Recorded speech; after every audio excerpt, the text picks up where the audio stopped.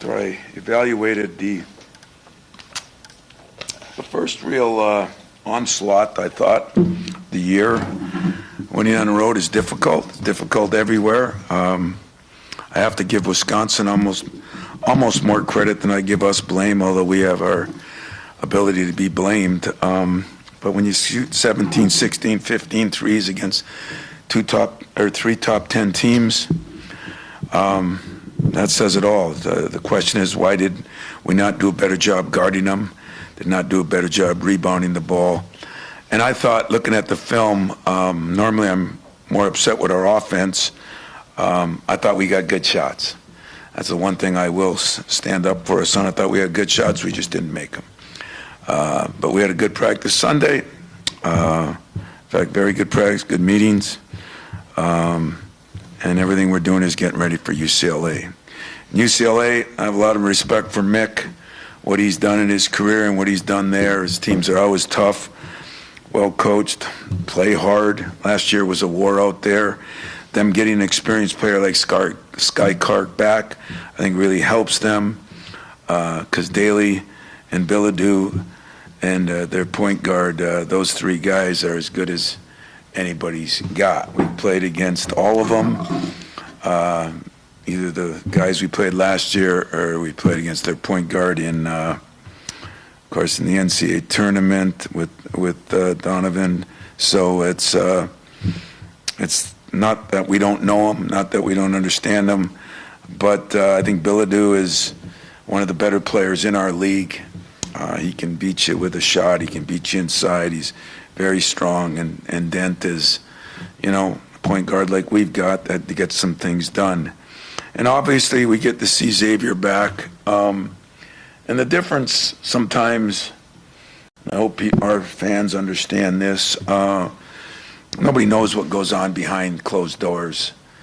You guys all think you do, but most of you don't. And my relationship with Xavier was good.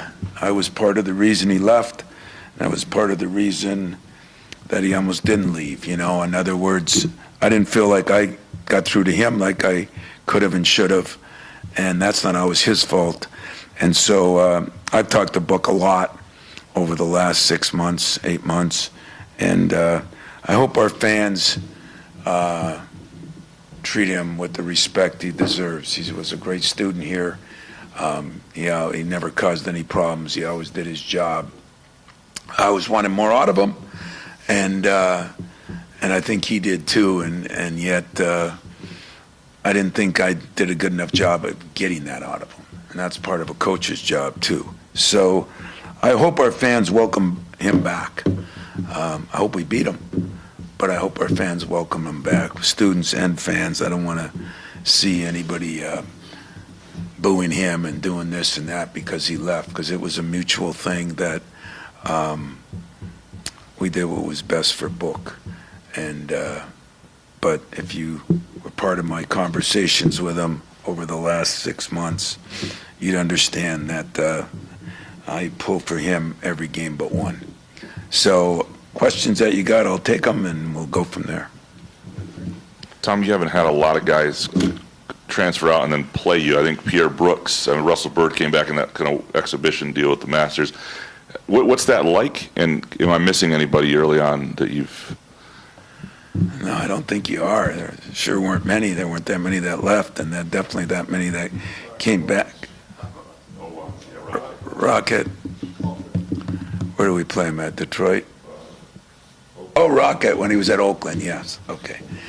So, yeah, and Rock was in the same boat. I mean, not everybody you leave is an adversarial, I mean, sometimes things don't work out, but yeah, it's a little hard, uncomfortable. You'd rather not like the guy, personally, but he knows how I feel about him, and he knows what I hope for him in all 31 of his games, or 30 of his 31 games, and so I don't know. It'll be strange to see him tomorrow. I know our guys have talked to him. Like I said, this isn't a never talk to him, and then all of a sudden we're going to see each other on the floor. No, this has been a relationship that has gone on spring, summer, and fall, and winter.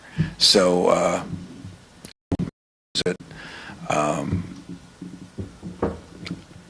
yeah, uncomfortable only because I really think a lot of him and wish I could have done a better job getting everything out of him. He's playing a little better. He's getting bigger. He's doing the things he had to do. It just, he just needed a couple of years. And I think I'm glad he's doing what he's doing and not trying to get out of it and go somewhere and become a pro when he's not ready to do that, because I still think he has the ability to be a very, very, very good player.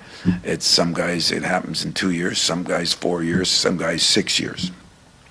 And all I care about is, at the end of the day, does he get where I hope he wants to be and where I think he can be, and that's definitely playing at the next level. Tom, you mentioned being disappointed in the defense and all the threes they hit on Friday night. UCLA is a pretty good three-point shooting team. Is there anything that, coverages and stuff that carries over? It's really disappointing to me when you look at Minnesota hit 47% from the three, and then they hit 43% from the three. I mean, for most of the year, we were a very good defending three-point team. And so sometimes, both games, I mean, that number 5 for Minnesota, had not been shooting really well. I mean, you still got to make them. It's hard to make 15, 16 threes in a practice with nobody guarding you. I mean, if you took a guy and said, can you make 60% of your threes just shooting? Not a lot of guys would do that. And they made 17, 16, and 15 against us, Michigan, and Illinois. And so you got to give them some credit, but they had missed some shots earlier in the year too, and that's why they had some losses. So you got to give them some credit on that. I give Gard a lot of credit, Greg, and everything, but you got to give us some blame too. We're not defending the three as well as we had been, and I say that, and you can sit there and say, well, I think Illinois had 9 threes against us or whatever they had, but they took 37, 38 shots. They shot 27%. I don't care if you get 15 threes and you take 60 shots, I'm cool. I'm good with that. But so I thought we defended the three extremely well against Illinois, who had 5 or 6 guys that could shoot threes. Wisconsin, I mean, the little guard went off. It was him single-handedly in that first half. I shouldn't say that. The first 2 threes of the game were a guy that was shooting 30%, and then he went off, and because Blackwell wasn't even playing. And then the second half he did, but I can't judge things just like on decisions I make on 1 or 2 games, I know you can look at the negative. We lost 3 out of 4. I told you the schedule was going to be, Michigan's the best team in the country probably today. Okay, it was a hell of a game till the last 2 minutes, and that's the way the game went. It was disappointing to lose up at Minnesota, and I thought they were playing better at the time, and then they haven't played as well because those shots aren't going in.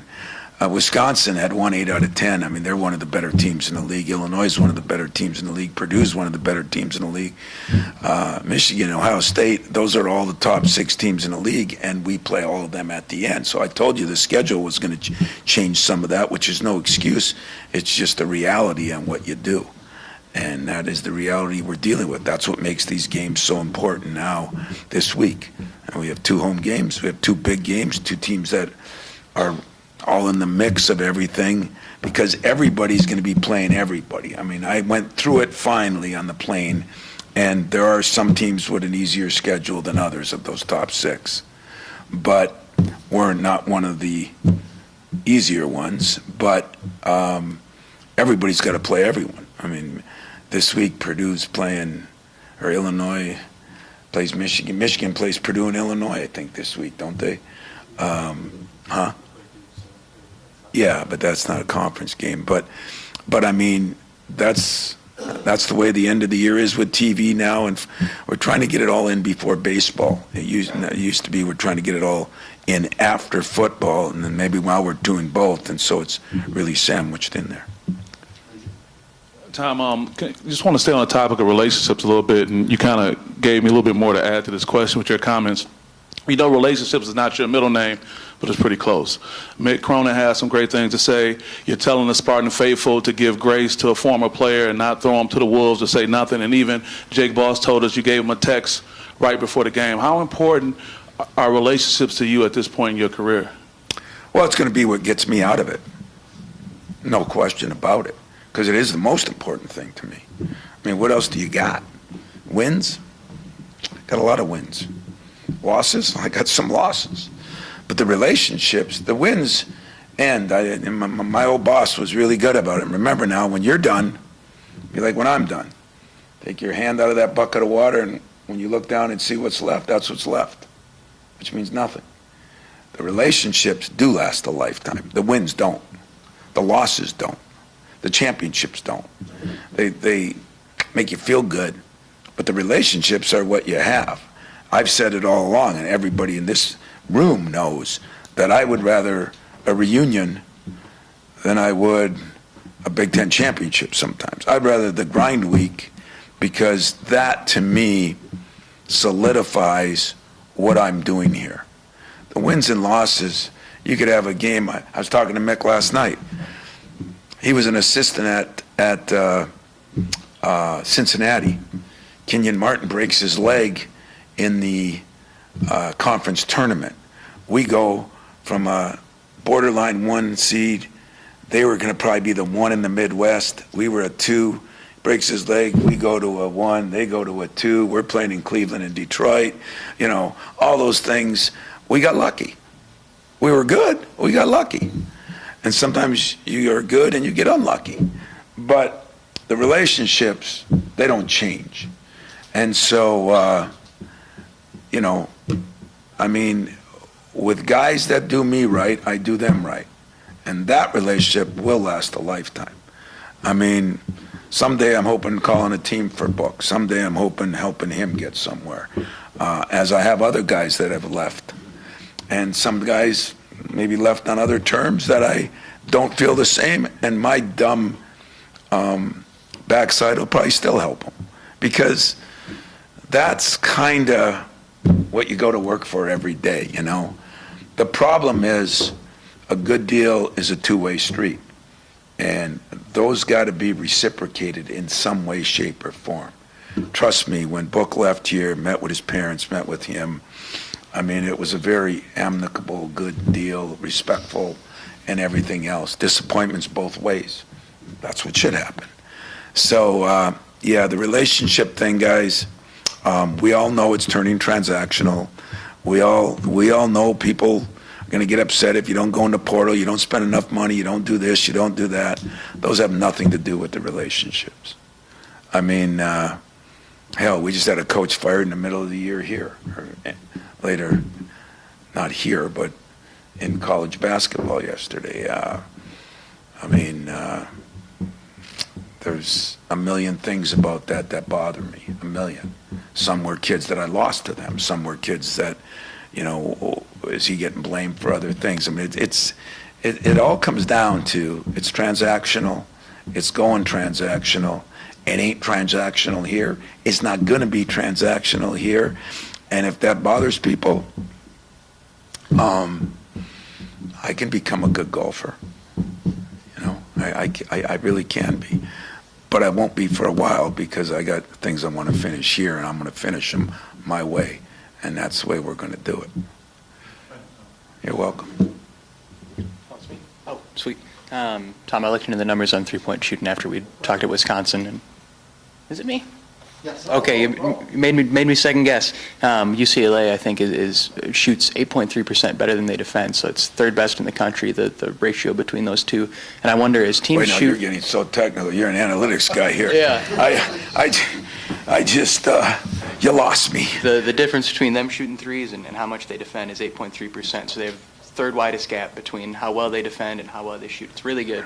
And I wonder, when teams are shooting better, shooting more three-pointers, and the game has changed in that regard, how much more important is it to be able to defend the perimeter and be able to do those things that you talked about your team needing to grow, but just in general. Well, you know, people wonder why I put my hat on the defense, and I always have. But my defense ends up good offense. So when we're defending well, people aren't getting offensive rebounds. Do you remember, those of you that were there were 2 or 3 times in that game, Wisconsin got 3 offensive rebounds that ended up 3-point shots. Now, my former players, I know, were swearing at me because nobody gets 3 offensive rebounds against us. It happened 3 times.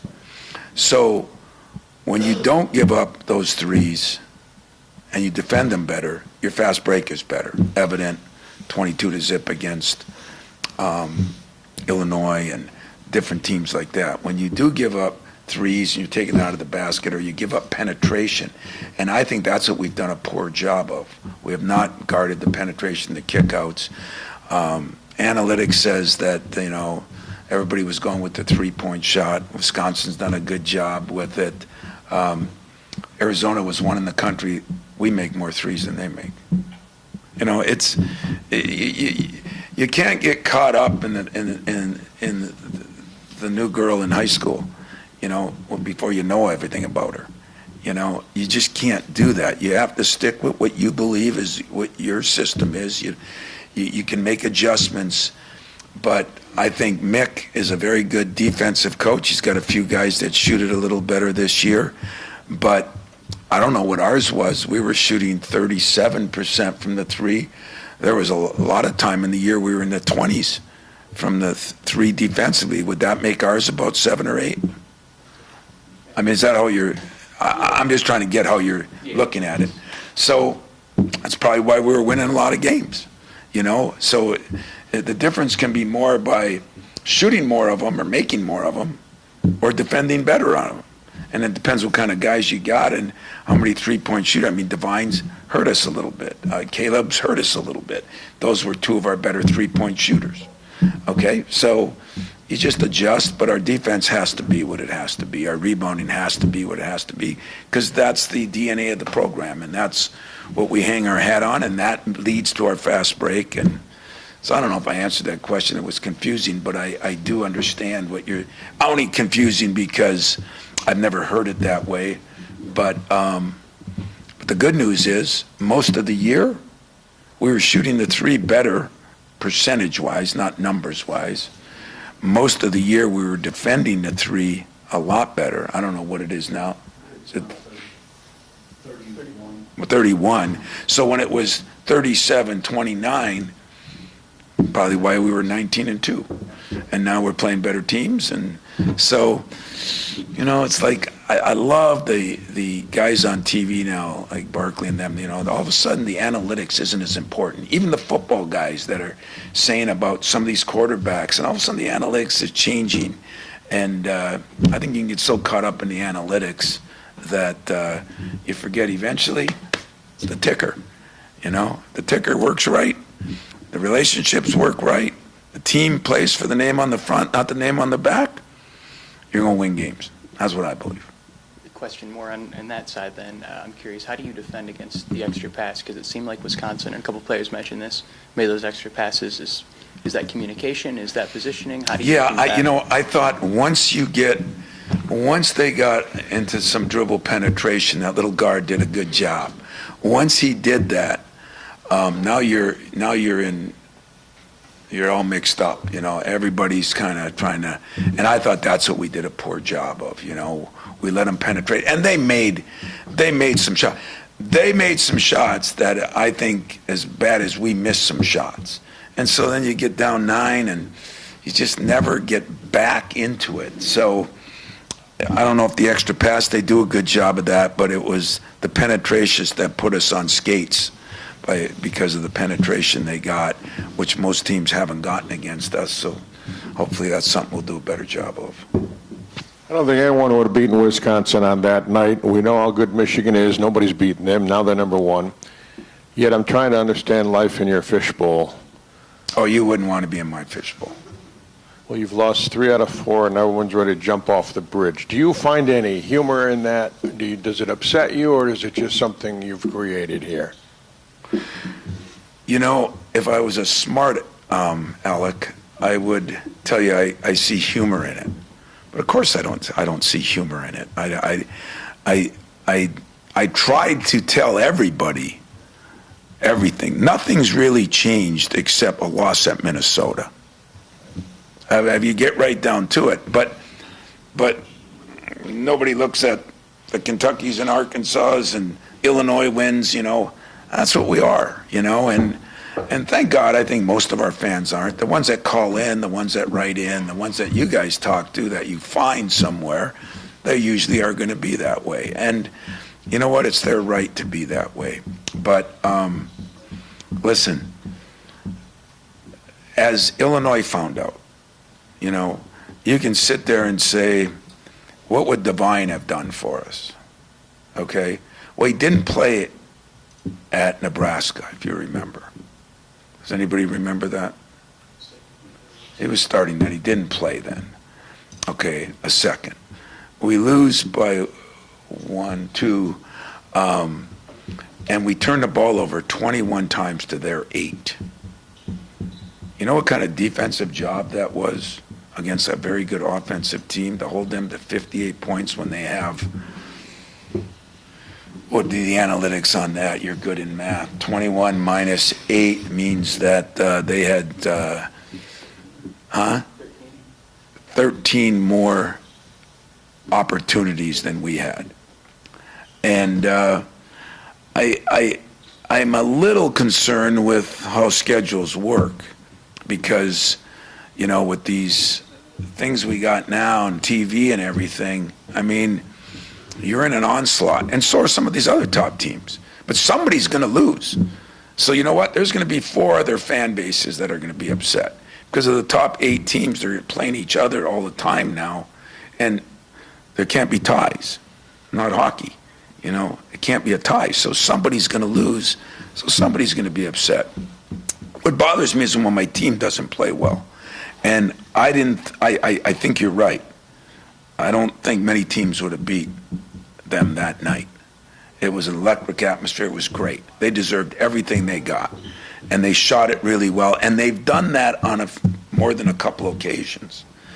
But I think our defense, our rebounding, our offense, I mean, there was a reason we were 19-2. We just didn't lose that. We lost a player, but he wasn't that much, you don't think, but nobody's ever that good until you lose them. It's like people that graduate, you know, you won't miss him. You know, he got 6 points a game and did this and that, and then you realize, you know, they all become better when they're done. They all do, whether they're done by injury or done by graduation. They all become better. And you know what's really ironic? When they're done, I become better. So that's the good two-way street. It works both ways, you know. Or when they go somewhere else, maybe I didn't have it so bad there, you know. So I can laugh about it because I've been in it long enough, but I was very disappointed in our loss at Minnesota because I did not think we covered the guy. And then you look at his stats and you kind of figure why, and coming off a big win, and you know, there's going to be those games. I mean, you're going to have them. I was disappointed because it was a 20-point loss there, but I wasn't disappointed because they played so damn good that I kind of had to live with that, you know. I was disappointed in our loss to Michigan because it was at home, but they are proven to be the best team in the country, and they can beat a lot of different ways. And you know, it was still a 2-point game with 2.5 minutes left, and you know what? They won the game. Okay, so a lot of basketball left. There's going to be a lot of ups and downs left.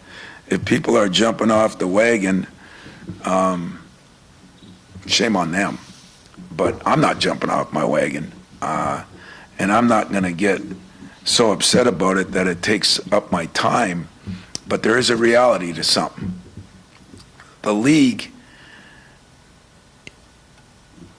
when you have this many teams and this many different styles and this many one-day preps, I mean, one team preps, in other words, you haven't played them before, is difficult, you know? It's more difficult than when you had it the nice old way.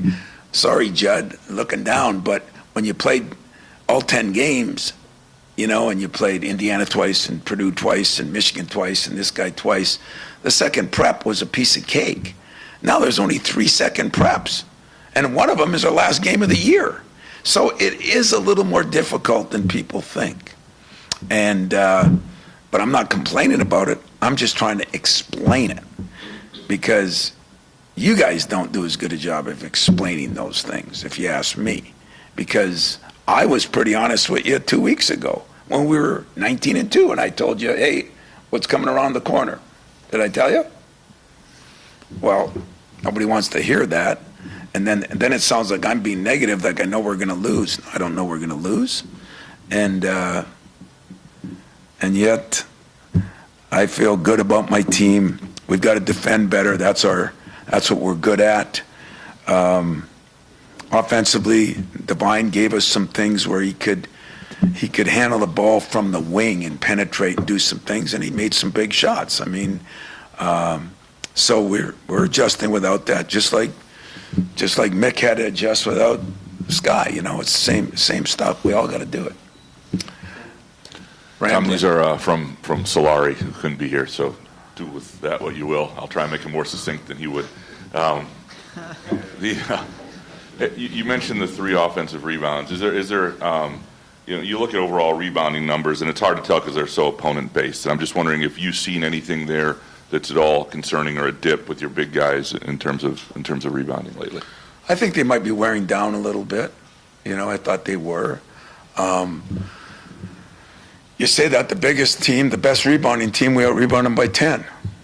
You know, does anybody care about that? You know, Illinois was the best, and in fact, when they got a guy hurt, they became even bigger. You know, and they are a very good rebounding team, and I thought we did a great job against them. You know, it's you know, Michigan is big, they're athletic, they're good, and you know, like, we just assumed that Michigan State should be able to out-rebound anybody. Why? Why should we be able to? I mean, they got athletes. They're 7'3", 6'10", 6'9". That's way bigger than we are, you know, and we were even with them. Wisconsin, they have 2 big guys inside, you know, but when you shoot as poorly as we shot and shoot as good as they shot, there's not a lot of rebounds for us to get, and there are more rebounds for them to get, and that's what happens, you know. So I don't think it's anything where, I mean, I think we've been out-rebounded once, twice? Once and tied twice. I mean, who are we? You know, it's not like I mean, if you want to look at size of Illinois, of Michigan, I mean, who are we? And so I think we've done a hell of a job on the boards in general. You know, do I think maybe, you know, during the time when we couldn't play Cam, were we wearing those other guys down a little bit? Now, I think Cam is still a very, very important part of our resurgence here, if that's what it's going to be called. But he needs to get in there, because he can rebound, he can defend, he's getting better with his offense, and that would maybe help those other guys get a little break. You also haven't had many, I think you've had like in 31 years, maybe 30 20-point losses, maybe about 1 a year. I wonder if there's any, when you come out of a game like this and you're talking to your team, is there anything that's, you know, you enjoy in terms of not the loss, but the teaching or their attention, or is there anything, and again, this is for You know, I mean, if I think about it that way, I look at it like, no, I don't enjoy anything about those kind of losses. Okay, that's number one. Number 2 is a game that can get out of hand, you know, for a lot of different reasons, and who you're playing, where you're playing, when you're playing them. What I look at more is, how do we practice going into it? How have we practiced since the game? I mean, you know, like, when some of you say, well, people are jumping off the bandwagon or they're doing this or doing that, I mean, they have no idea what the daily structure of everything is, and that's where they've got to trust me. If they don't trust me, then I understand that. I mean, it happens, and then they should voice their opinion. But I am not concerned at all about where our team is as far as mentally, at all. I am concerned with a little bit looking at the divine thing on those 20-some minutes a game. How does that help us in different ways? And maybe could have played Cohen a little more at the 4-some and things like that. So you try to look at that. But I really look at how we practice and how our attitudes are and how we are in the locker room. And guys, we're so lucky around here. We got no issues. We got no issues. We don't have, we're not the greatest team that I've had. I've said that many a times. Our margin for error is very small. But we lost maybe one game this year that you thought we should have won. I mean, maybe we were picked at Wisconsin. I have no idea. I don't gamble. But for the most part, one game. And considering the schedule we played, I think that's damn good. And that's the way I'm going to approach my team. And if I think they're not playing hard enough, you can bet your bottom dollar I'm going to address that too. Tom, I do have two for you, if you'll humor me. Just wondering first, the origins of your relationship with Mick. It seems like you guys have a lot of similar philosophies, but he's not a guy that you guys have played a lot, at least I don't think. He just comes into the league. Yeah. Just wondering where that relationship dates back to, how that came together. It dates back to when he was at Cincinnati working for Hugs, and then he worked for Rick. And so I've known him for a long, long time. His dad was a coach, and he kind of started a little bit like me. He just got there quicker. He was a high school coach while he was still in college. So was I for 1 year. He was a kind of a GA at Cincinnati, worked his way up, Then he went with Patino, and then he got the break when he got the head job at Murray State. I think he was only 31 years old. So he started 8 years different than me, but he's always done a great job. He's a different bird, but I think he does it the right way, and I think he holds people accountable like nobody I know. I mean, my press conferences are boring compared to his. I mean, I watch his just to get excited, so why do I like him? Because I think he says what he's supposed to say. I think he does what he's supposed to do, and I think he's tougher than nails, and the kids play hard, and he's had good teams, and he's had average teams. He coaches them the same way. He's had good players, and he's had average players, and he coaches them the same way. What you see is what you get. I like what I see, and I like what he gives. That's all. What's that? It's crazier than you. Oh, yeah. Also Maybe not back in my day, but now, yeah. Oh, yeah. At Wisconsin, the free throw cutout issue came up. That was UCLA where I remember it really became a big deal for you. I'm just wondering, has any single play in your career sort of had such an impact on one of your coaching philosophies? Like I believe you said the defend, rebound, run sort of came back to an Arkansas game. Mm-hmm. So that was a whole game. This was one play that has really stuck with you. I'm wondering if there's any other play. Well, when you're 5 up with 18 seconds left and you not only lose the game, but that team goes on to go to a Final Four, yeah, that has a little bearing on you, and so we do work on it. I said the night before that game. Now that game we lost was already lost, right? But I said the night before the game, I'm watching some games on TV, and it happens. It even happens in the NBA once in a while, and I'm thinking, how crazy is this? How can kids lose focus, not to cut the guy out? Now, once in a great while, the ball bounces.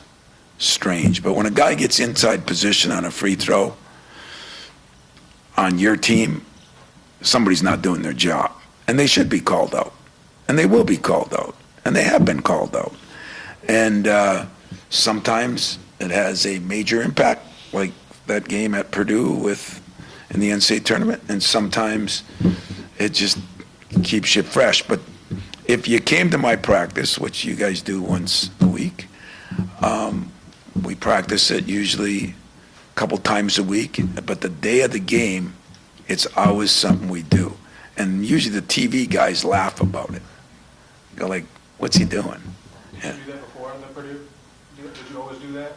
Always. Since back the Arkansas days, and cutting out is part of the deal. The football pads was part of the deal. It wasn't just funny. It wasn't for humor. It was for sincerity. It was for real. It was to try to get a point to people that don't always pick up points unless you do things like when people think Mick's nuts, I sit there and say, oh, he's getting through to a guy that didn't do what he needed to do. And, people are so crazy. They want you to. I wish people would do what they would do with their own kids. If their own kid walked in front of the car 3 times on the street, it would go from a, Johnny, don't do that. Next would be a hand slap. The next would be something severe. But yet my guys don't do what they want to do.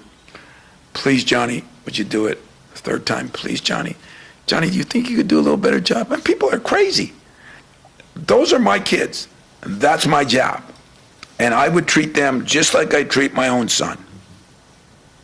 I really would. And I don't see why that's bad. We just make it bad. People fired a guy, I don't know, because he said they didn't deserve to use the uniform. I mean, I don't know all the behind the scenes things with it, but that's what I saw on a interview. Didn't deserve to wear the uniform. You know what? If there's things he did or didn't do, I'd feel the same way. I don't feel that the loss at Wisconsin, my guys don't deserve to wear the uniform at all. I think we got beat by a team who played better than us that night. We didn't do some of the things we need to do, but I can be human about it, but that doesn't mean I'm going to let it go on if that's what I think was the problem. So I don't know if that answered it good, but. Any other play that stands out to you that's had such an impactful impact on your coaching philosophy? Maybe that's just the most recent one to reinforce the thing. That's all that was really good. Yeah, that's a pretty good point. That's a pretty good point. But, just think in life. If something happened to one of your kids, how would you treat the other 3, 4 kids? If somebody got hit by a car, would you do that? If somebody became an alcoholic, would you treat the next child differently? I mean, this happens with everything in life. You have major things that impact you, some that happen to you, some that you see happening. The problem is when you see them happening, like when I show guys films of other teams, but it's like cancer. It's like these things. Until it happens to you, you never take it the same way because it's not that important. And those things, we all know society, things aren't as important as they used to be, but yet you want the same results. What sense does that make? It's not important to study, but I still want an A. I mean, people are nuts. I'm not nuts, they're nuts. And each one of you would treat yourself or your kids the same way. But in sports, when you have a word that you can go on a talk show or you can go on a podcast or you can tweet something, you look at it completely different. Do what you do to your kid. I'll put it this way. I have done exactly to my players what I do to my kids, except the language would probably be different with my kids because my wife would be mad at me. But you know what? You talk and say what you think is a way it'll get through to them, and where some of them are from, there's different ways you got to get through to them. But never do I look at it as disrespecting anybody, and never would I look at that with my own son. I mean, I ripped my own son when he was playing, and he wasn't even playing. Because if he wasn't doing, He'd go down there and dink around in the free throw line. He was a really good free throw shooter. The only thing he really, really good free throw shooter. And I yell at him, I said, stop the ball, and just like the other guys, he'd do the same thing. Just like the other guys, I ripped him, made him come in at 6 in the morning and shoot free throws. He's not even playing. So, God, I feel bad for everybody that you had to listen to this, but let's close it up. Any more questions? Let's close it up by saying this. We lost some games, 3 out of 4 games. We've lost 3 out of 4 games before. Okay, number one. I'm not trying to compare it to another year. Hell, I've lost 5 out of 6 games in my career. Not very often, but it's happened. It's how we're playing and who we're playing that matters to me. And right now, we got a very good team that's coming in here with one of their better players back. His first game back was Michigan. One of their better players back, and very well coached. Very teams were even last year. I mean, they beat us on a last-second shot, and that's all I'm focusing in on, and makes it a little more nostalgic. I do get along with Mick well. I do love Xavier. I love the guy. I absolutely love him. And but I can't love him tomorrow night. I can't even like him. But that's just the world we live in. That should be that way. He shouldn't like me either. But after, there'll be a hug, and after, either way, there'll be a phone call, and that is what I live for. Not what maybe our fans live for, maybe not what you live for. That's what I live for. So I'm going to try to do a little better job coaching the three-point defense. I'm going to hopefully take care of the ball, which we've done a better job of in the last 5 games, a little bit better job of that, and that's helping. We've gotten to the free throw line. That was one of our big keys. I mean, we're scoring 75, 76 points a game, right? And, 78. Wow, for once, you come with a positive statement. 78 points a game, And yet, why aren't we shooting more threes? Why aren't we going to the portal? Why aren't we doing this? Why aren't we doing that? It's part of the job. It's part of the job. Do I like it? No. Do I understand it? 100%. I mean, people pay good money to sit there. They pay for their phone to call into those talk shows and rip people. They pay good money to tweet out things. What is that? $75 a month? I don't know. What do they pay for that? So God bless them. If that helps them, God bless them. But if it's going to change me, crazy. Thanks, guys.